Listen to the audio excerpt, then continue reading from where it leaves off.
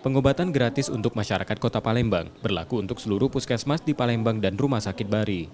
Pemkot memastikan pengobatan gratis berlaku untuk penduduk Palembang, khusus warga prasejahtera yang belum memiliki Kartu Indonesia Sehat atau KIS dan BPJS Kesehatan.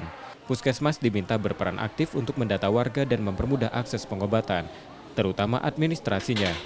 Pemkot Palembang menargetkan hingga akhir tahun 2020, pemberian BPJS Kesehatan dan KIS tercapai menyeluruh. Saat ini tinggal 5% atau tersisa 200.000 jiwa yang masih dalam pendataan menggunakan anggaran mencapai 8 miliar rupiah.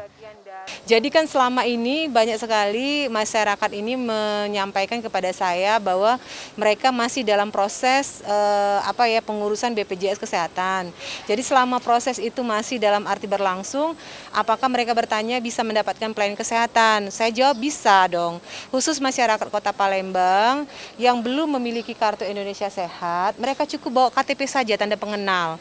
Maka dari Puskesmas dan juga Rumah Sakit Bari ya, rumah sakit yang khusus dimiliki oleh pemerintah Kota Palembang itu bisa memberikan pelayanan kesehatan secara gratis. Pemkot Palembang menginstruksikan pembuatan akses KIS dapat dilakukan di Dinas Sosial dengan membawa sejumlah persyaratan seperti KTP dan kartu keluarga. Reski Oktora, Muklas Diferensial, Kompas TV, Palembang.